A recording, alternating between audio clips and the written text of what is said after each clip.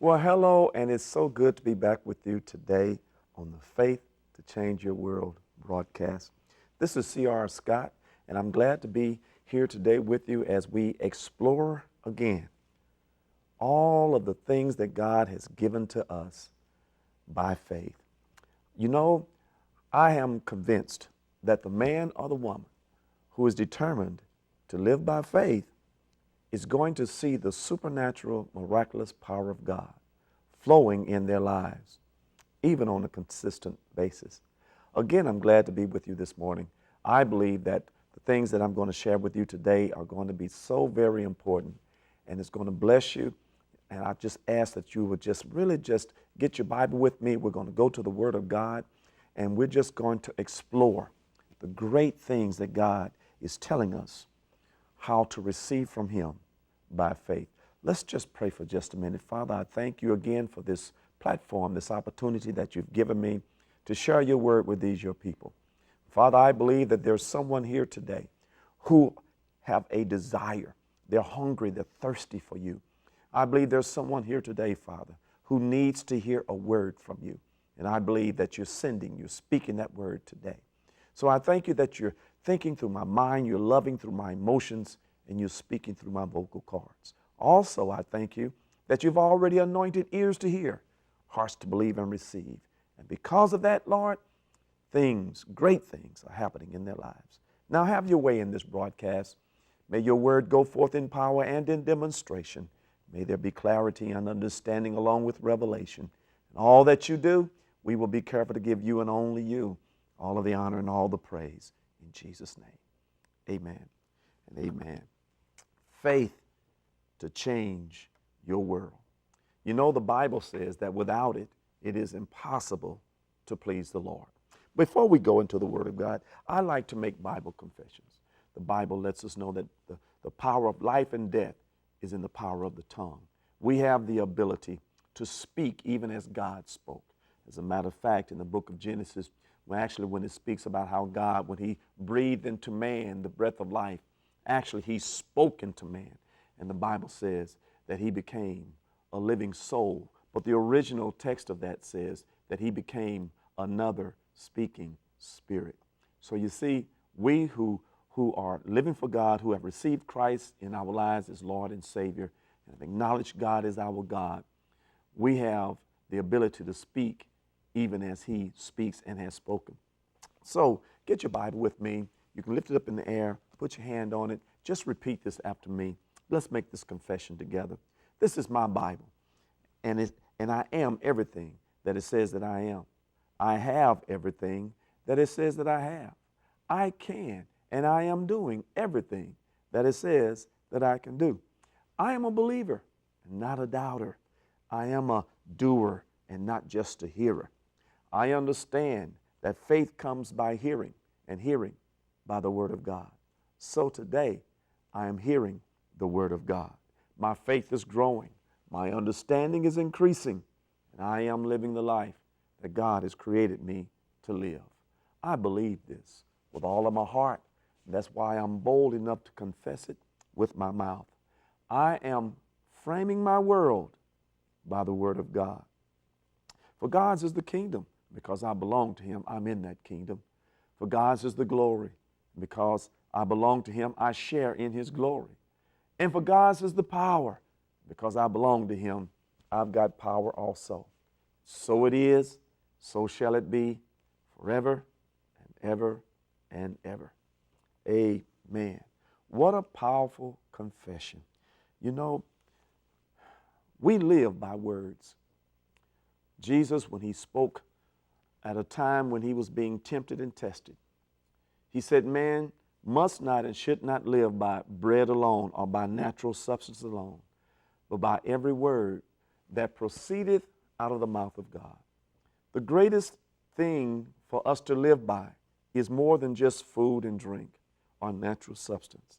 The greatest thing that God has given us to live by and to live victorious and to live the lifestyle that He has created us to live is according to and by the Word of God. But besides that, we must believe it. We must believe it and we must confess it. The Bible says in the book of Romans that with the heart man believes, and with the mouth confession is made unto salvation. So I am teaching on faith. I am a man of faith, and I like to bring people in on the understanding of what faith is, because when we find out and when we come to understand what faith is, then it helps us to begin to operate and live the way God wants us to live, because it's by faith that we receive anything and everything from God. And he also said in his word, Hebrews 11, he said, without it, it is impossible to please God. So what is faith? And I want to just share with you a few definitions of what faith is. Some of it you may know, and some of it you may not know. First of all, faith is the most potent force in all the universe. When I operate by faith, and when you operate by faith, it puts us in God's class and on his level. And we can be there. Jesus said that if we would believe on him, the works that he did, we would do, and even greater works. That puts us in his class and on his level. But it's all done by faith. So faith is the most potent force in all the universe. The Bible says that all things are possible to him or to her who will believe.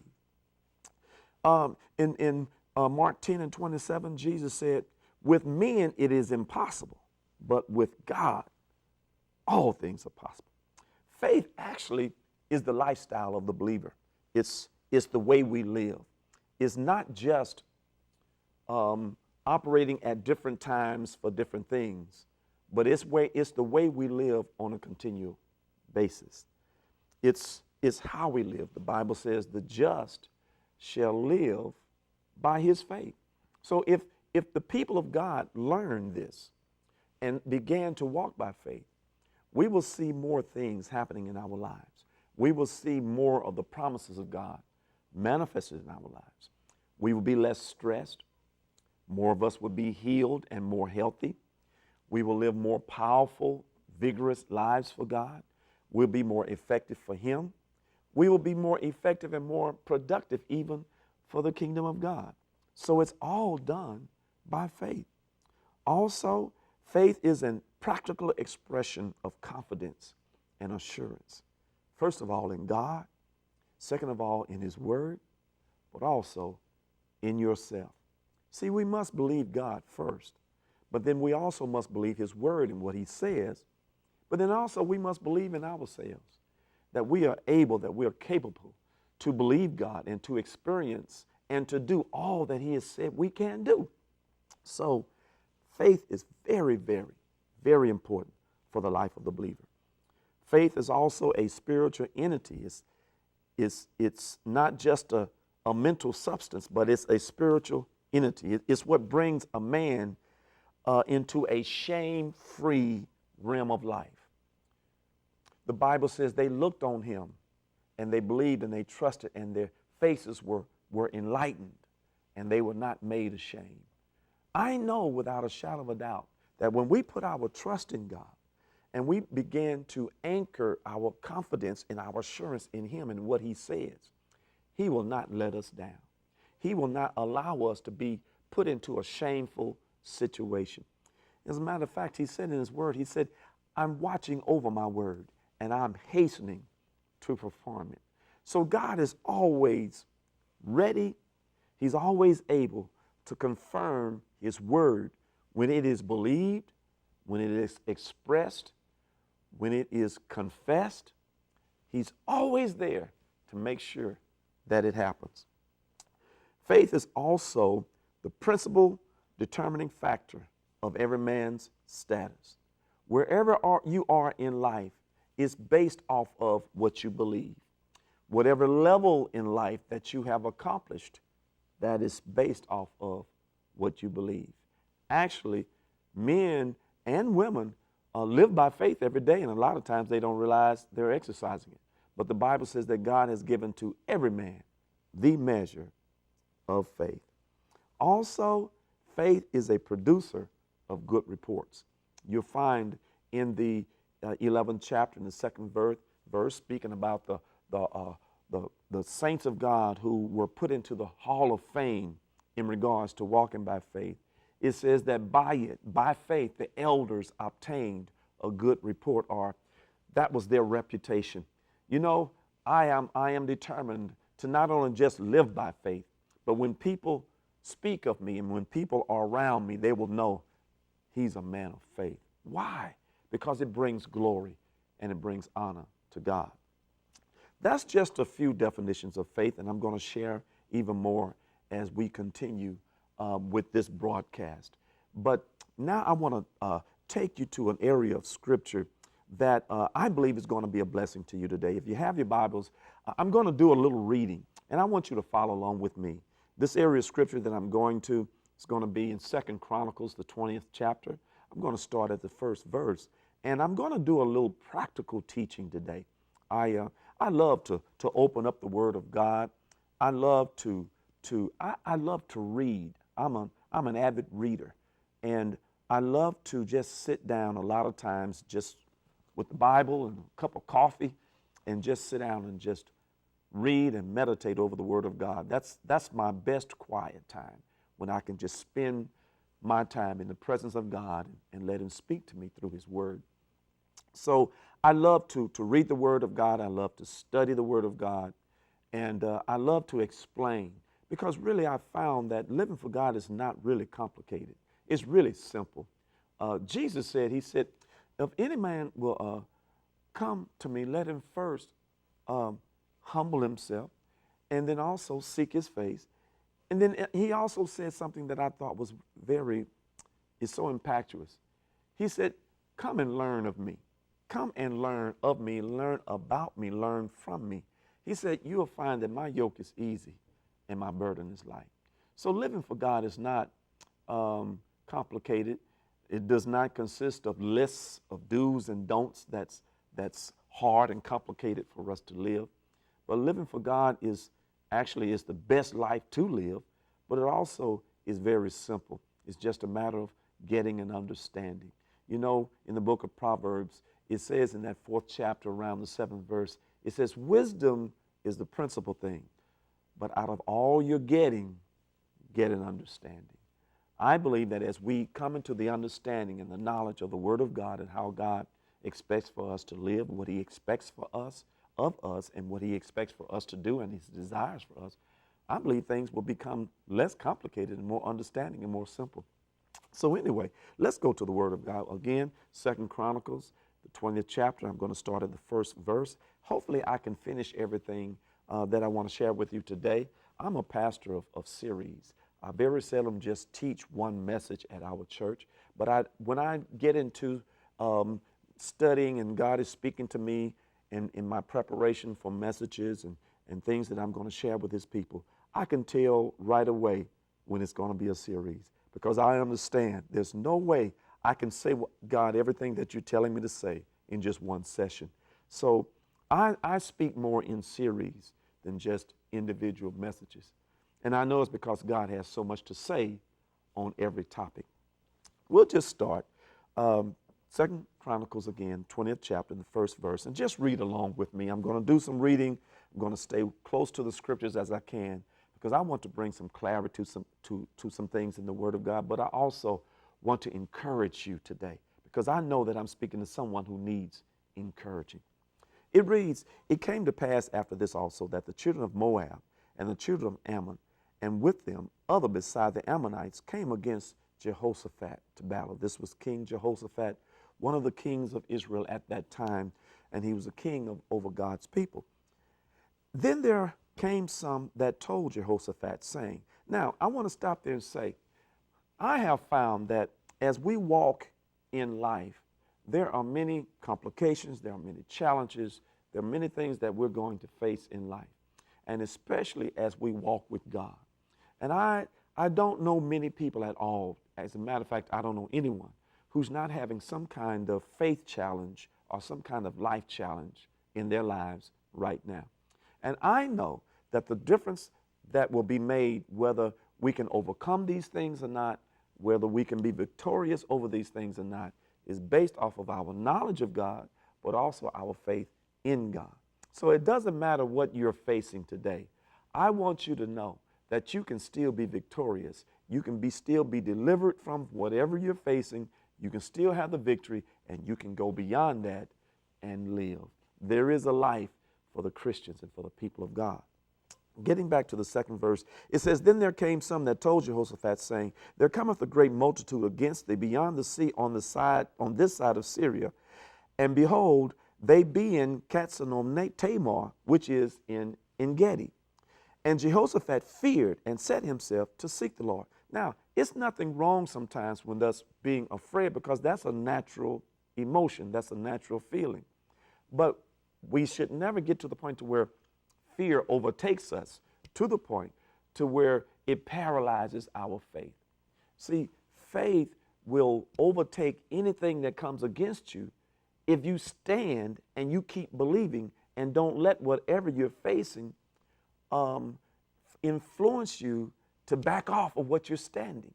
The scripture says, after doing all that you know to do, then what else am I supposed to do? Stand. Just keep standing. Don't get off of what you're standing. You've got a promise. You've got the word of God. God has spoken to you. You've heard from God. No matter what's coming, it may not look like you thought it was going to look, and it may not be happening like you thought it was going to happen. But what do you do when it seems like everything is going haywire and contrary to the word? You keep standing on that word, and you just keep standing. And that's what God needs today in the body of Christ. He needs more people who will take a stand and stand on what he says, so that he can show forth his glory and show forth his power. So Jehoshaphat feared and set himself to seek the Lord. And see, that's what happens when you know that you're facing things and you know is it really time to pray? Yes, it is. Is it time to seek God? Yes, it is. We don't just do like ostriches and put our heads in a hole and put it in the sand and just hope that things will pass by. No, we face things head on, and that's what God wants us to do. This is the victory that overcomes anything that's in the world, is our faith. So Jehoshaphat feared, but he set himself to seek the Lord, and then he did something that seems like is kind of a history in the body of Christ. He directed the people of God to fast. That is a word that I hear less and less now as I do my travels among churches and among the people of God. Fewer and fewer people are talking about fasting. But I remember when I first received Christ and came into the body of Christ, we heard about prayer and fasting more than anything. And I want you to understand that prayer and fasting is what makes a difference in our lives. Now, I'm going to do some teaching on fasting sometime in the near future. I don't have time to do it today, but I will tell you that the Bible speaks about fasting. There are different types of fasts, but Jehoshaphat spoke to those in whom was under his authority. He said, we are going to seek the Lord, and we're going to fast. We're going to set a time to where we're not going to continue to live in pleasure. We're not going to live in things that will produce necessarily joy, because fasting is a time where you the Bible says, the Lord said, the fast that he had chose was a time to afflict yourself and to afflict your soul. In other words, when you're fasting, you don't watch a lot of television, you don't go a lot of places. You get quiet before God. Some fasts, you deny yourselves of food or certain food, you deny yourselves of different liquids, but it's a time where you bring yourself to the point to where you want to be so focused on God that you don't allow other things to come and get in the way, because you need God, you need to hear from him. I know I'm not going to have time to finish this, and probably this will be, I will continue on next week's broadcast also. But I want you to know that one of the things that stood out here with Jehoshaphat and the people of God was they realized that they were under attack. They realized that an enemy and enemies had come against them. And see, this is the thing that you have to do. You cannot be in self-denial. You can't deny the fact that you have an enemy. If you are born again, Christ is in your life, you have an enemy. That's why God says for us to fight. We've got to fight, and he calls it the fight of faith. And he says it's a good fight. You have something that God has given to you, but the enemy doesn't want you to have it. And that's the devil, that's Satan. God has given you healing. He has given you deliverance.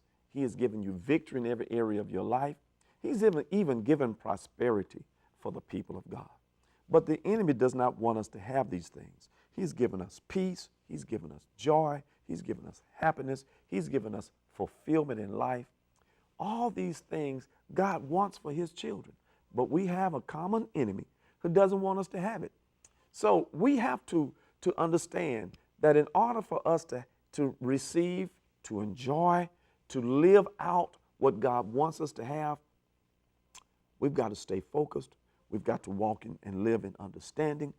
But there are times when we have to come to a point to where it's time to pray, it's time to fast, it's time to seek the Lord. Now, Jehoshaphat gathered all of the people together to ask help of the Lord. There are times when we need people among us and around us who can pray, who can, as we say sometimes, get a prayer through, who have faith. See, if I'm facing some challenge in my life and I want someone to agree with me, the Bible says that with 2 or 3 will agree as touching anything that they ask of God, it'll be done if it's done by faith. And when I have challenges in my life, I'm going to go to people that I know are believers, not just believers, but men and women of faith, because I plan to win every time. I am not a loser. I am not a quitter, and I will never lose in this race and in this walk of life. I will not lose. And when I have challenges, I'm going to seek the Lord, but I'm also going to go with people or go to people who will pray with me, who will stand with me, that I know believe God also. And I hope and I pray that there's someone in your life today that in the midst of your challenges, in the midst of your life challenges, no matter what they are, no matter how severe they may be, I hope and I pray that you have someone in your life that you can go to pray with you and to stand with you and to believe with you until you get your answer, until you get your healing, until you get your deliverance, until you get your breakthrough.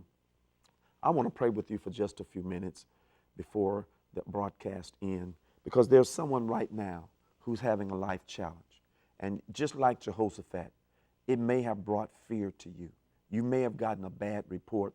You may be experiencing some pain, some discomforts in your life. But I want to pray with you. Father, in the name of Jesus, and would do this with me. If you can, just hold your hand up. Maybe someone might want to go to the television there and put your hand on the screen. But I want to pray the prayer of faith with you right now. Father, in the name of Jesus, I send your word to where my brother, to where my sister is. I send your healing. I send your word of deliverance. Father, in the name of Jesus, you know, you promised to supply every need that we have. God, you know the need there, whether it's healing, whether it's financial. God, whatever the need may be in regards to their family, someone may be needing a job. Father, I exercise my faith right now, and I declare that in Jesus' name, the need is met, the problem is solved, the sickness is healed, the deliverance is made, the breakthrough has come. I declare it in the name of Jesus. You know, the Bible speaks of just simple childlike faith. I believe if we just have just simple childlike faith, we will experience what God has for us. Just simple childlike faith. It's not complicated. It's very easy when you know and you understand how to live for God. You know, as I end the broadcast today, that time flies, especially like we say sometimes when you're having fun. But I want to invite you to come to the broadcast on Sunday mornings. If you're not in church anywhere, if you have friends who don't go to church, tell them about the broadcast. Faith to change your world. This is C.R. Scott. I'm pastoring a church. The name of it is Pillar of Truth Church International. We're in Richardson, Texas. It's a suburb of Dallas, Texas. We're on the north side. And that's where God is meeting us on a weekly basis. God is doing supernatural things. And I just want to invite you. Our address is, I'm sure it's on the screen, but I'll just speak it out. 1257 North Plano Road. We're in Richardson, Texas. The zip is 75081. Now, please make a call. If you have a prayer request, if you'd like to get more information about the ministry, please give us a call. One of our people there who will be praying with you, who will be giving you information about the ministry, will be glad to answer the questions, will be glad to pray with you. We have anointed people who can pray and believe God with you and for you. Our service times are Sunday mornings at 10 o'clock a.m. and Wednesday night Bible studies are 7 o'clock p.m. We have powerful Bible studies. If you really want to know the will of God for your life, you need to come and be a part of our Bible study. I tell you, there's so much revelation that's coming forth, and the people of God are learning, they're growing spiritually, and God is showing us great things through His Word. So please come by and visit with us. If you call, there'll be someone to answer, and they'll minister to you. If you have a testimony, I would love to know and to hear what God is doing in your life because of this broadcast. So as we close out today's broadcast, remember, just as it was with Jehoshaphat, no matter what you're facing, no matter what you're dealing with, you may be a little bit fearful for right now, but remember that God is with you. Jesus said, I will be with you always. I will not leave you. I will not forsake you. I'll be with you always, even until the end of the world. So you see, you're not by yourself. We serve a God who knows every situation and He knows every circumstance. Some people, as we have said in the past, He's a God that sits high, but He sees low. And God knows every situation. He knows your situations. He knows your problems. He knows your challenges. And believe me, because He loves you so much, He's desiring to show Himself great and strong on your behalf. So as I leave the broadcast today, I want to leave you, as I always do, with something that is so very vital and so very important. Because remember, God says without faith, it's impossible. There's no way you can move Him. It is impossible to move Him. It's impossible to please Him except through faith. So I'm glad that you came on board with me today. I'm looking forward to finishing or continuing in this series in regards to what happened with the people of God and with the leader of God, Jehoshaphat. And I just want to leave these words with you. As I always say, I want every one of you to remember that we walk by faith and not by sight. Until next time, God bless you, and I'll see you again real soon.